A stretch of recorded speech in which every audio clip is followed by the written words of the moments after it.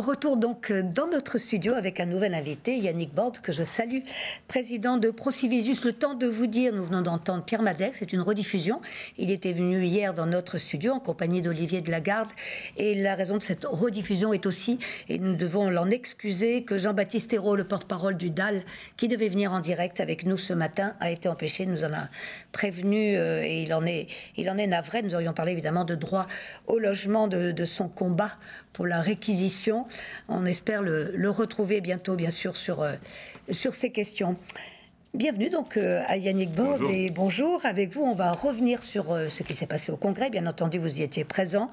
Sur les attentes par rapport à la loi de finances 2022 que vous avez eu le temps de d'éplucher, à laquelle Emmanuelle Cosse, la présidente de l'USH, a déjà répondu. Sur l'avenue aussi du Premier ministre. Tenez, commençons par là. Un signal important quand même lorsqu'un Premier ministre vient au Congrès. C'est fréquent, mais pas chaque année.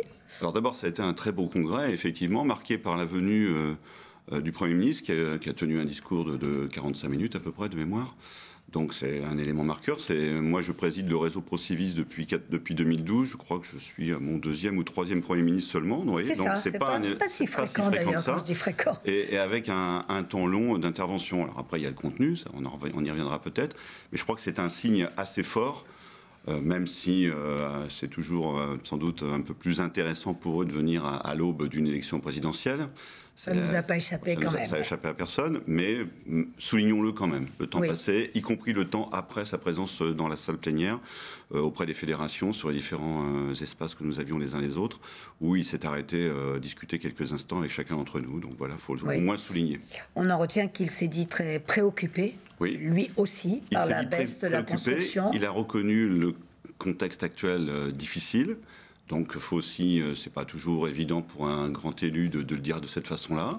Donc, on partage au moins le début du constat, peut-être pas toute sa définition et tout son détail, mais les causes. Mais en tout cas, on partage ce constat-là. Donc, c'est déjà des éléments importants pour nous, avec ce qui s'annonce, la loi de finances, certes, mais plus encore, à mon avis, l'élection présidentielle. Que retenez-vous de ce congrès au-delà du plaisir partagé, je crois, qui a été souligné par beaucoup, de retrouver les uns et les autres? Il y a eu beaucoup de monde, je le précise, c'était un congrès vraiment qui a eu beaucoup de succès de présentiel, pour reprendre ce terme qu'on va peut-être oublier un jour. Alors je pense que ça nous a tous surpris, pour en avoir débriefé un petit peu ici avec les équipes de l'Union aussi. On ne s'attendait pas nécessairement à une présence aussi forte. En tout cas, on s'interrogeait à quelle présence, comment les gens allaient réagir pour ce premier grand congrès possible, on va dire. Je pense qu'il y avait ce besoin-là. Moi, je voudrais souligner un point qui n'a peut-être pas été beaucoup souligné, c'est que c'était aussi le premier congrès de la présidente, d'Emmanuelle Cosse. Donc, pour beaucoup d'organismes qui la connaissent, qui ont pu lire ses déclarations, ses projets pour l'USH, etc., je pense que c'était important de l'entendre. Et moi, je souhaite souligner les excellents retours qu'on a sur les deux interventions d'Emmanuelle, à la fois en ouverture et en fermeture du congrès. Il y a le contenu, il y a la forme, il y a la fermeté. Voilà, et je pense que ça, c'était... une impulsion, pardon, je t'interromps, et peut-être une impulsion vers plus de soucis sur rénovation énergétique, écologie, enfin environnement. On sait que ce sont des sujets qu'elle porte, qu'elle a porté politiquement, mais est-ce que c'est un point que vous retenez chez elle? Oui, c'est un point qu'on retient, et puis nous, le réseau Procivis, qui avons une fonction un petit peu différente, puisqu'on est plutôt sur les questions d'accession à la propriété, puis on est aussi sur tout le champ concurrentiel. Emmanuelle, de par son parcours, évidemment, et notamment sa fonction de ministre, elle a aussi une vision très large de la question du logement. Et moi, j'insiste beaucoup pour qu'on se contente pas complètement au logement locatif social, qu'on soit bien inscrit dans toute la chaîne du logement. Bien évidemment, on a une part très particulière avec le locatif, mais qu'on puisse aussi essayer de comprendre ce parcours résidentiel, toute la chaîne, comment elle fonctionne. Et de par son expérience, Emmanuelle Cosse, effectivement, elle a cette capacité, cette vision-là. Donc je pense que ça, c'était aussi un exercice important, puisque l'année dernière, on avait été contraint à la fois d'annuler le congrès, donc c'était l'impossibilité de saluer la sortie de Jean-Louis Dumont, puisque c'était son dernier congrès, on connaissait qui était heureusement présent à Bordeaux.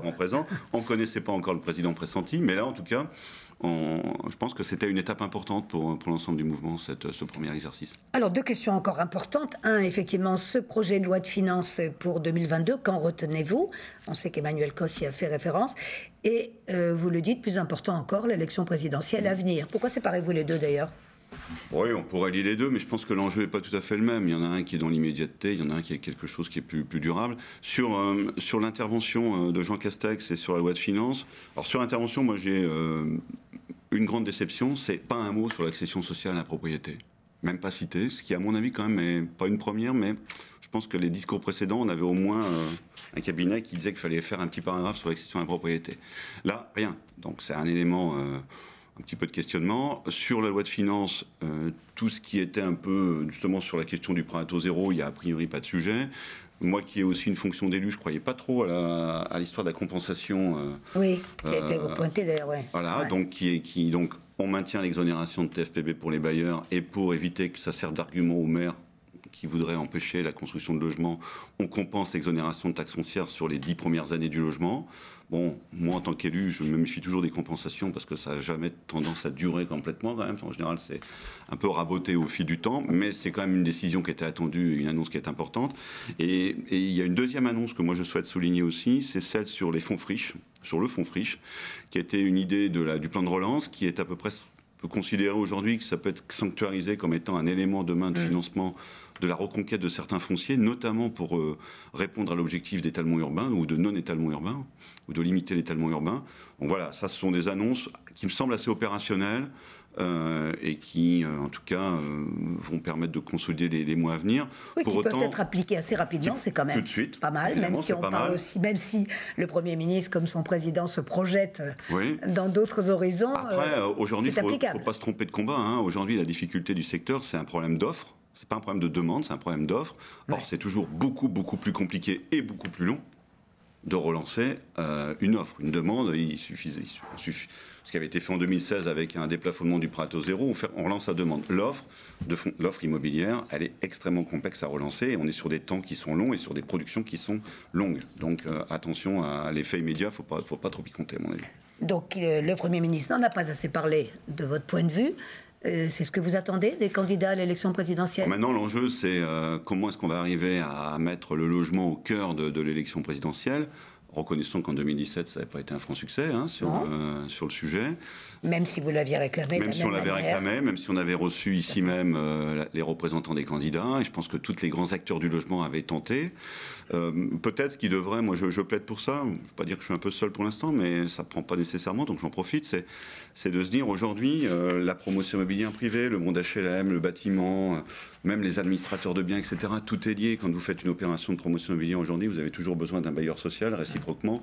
Moi je pense que les grands acteurs et les grandes familles du logement, quelle que soit leur spécificité, auraient intérêt à un peu plus peut-être s'unir dans le message, en tout cas trouver un socle commun, plutôt que de rester sur ses propres positions. C'est un peu ce que je disais tout à l'heure quand j'évoquais le fait que l'USH doit bien évidemment être sur le volet locatif social. C'est l'objet même de la plupart des acteurs du monde HLM, mais aussi s'ouvrir à toutes les composantes de façon à ce que ce parcours résidentiel dont on parle pratiquement plus depuis quelque temps, revienne quand même, qu'on le comprenne bien, à ce qu'on arrête de parler de marché tendu et marché étendu, qu'on soit beaucoup plus fin, à ce qu'on décentralise un peu plus la politique du logement et qu'on la confie de façon peut-être avec un petit peu plus de délégation, de capacité aux élus locaux. Alors ça nécessite que les élus locaux s'accaparent la matière, ce qui est un autre sujet.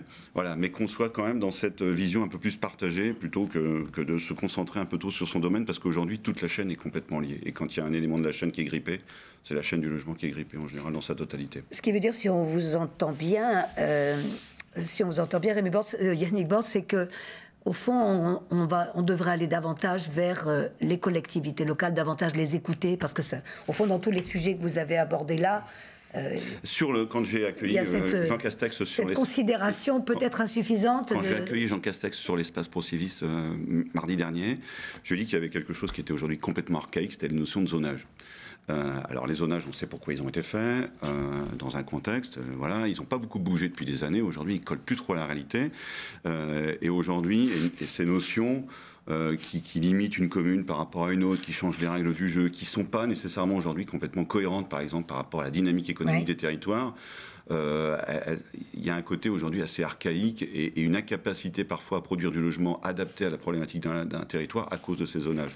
Il en a assez convenu, lui qui était un élu aussi d'une commune. J'allais vous le dire, il sait de quoi vous parlez quand même, il l'a vécu. Il m'a parlé d'exemple de Prades pendant quelques instants. Ouais. Voilà, donc ça, il faut le traiter. Alors, à mon avis, c'est quelque chose qu'on ne peut pas traiter à 8 mois d'une élection présidentielle, parce que c'est un sujet technique, mais aussi éminemment politique.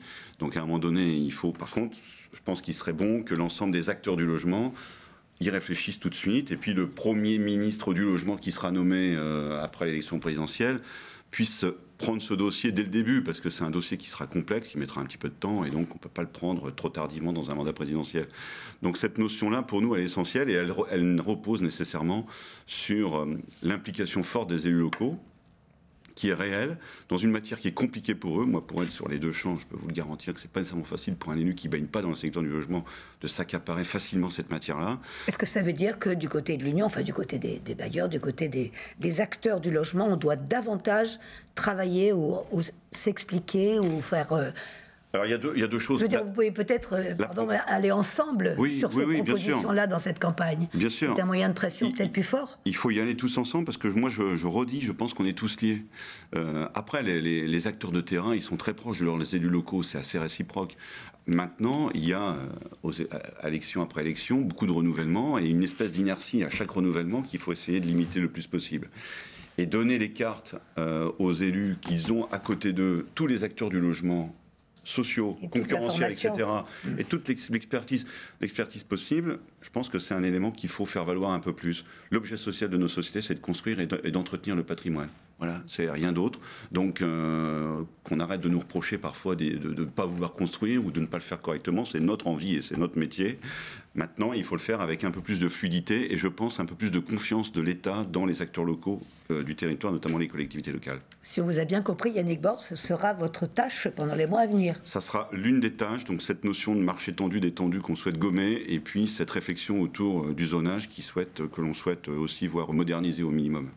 C'est entendu. Je vous remercie beaucoup. Merci. Yannick Borde, président de Procivis élu, qui connaît bien donc les deux parties, comme il nous dit. Merci.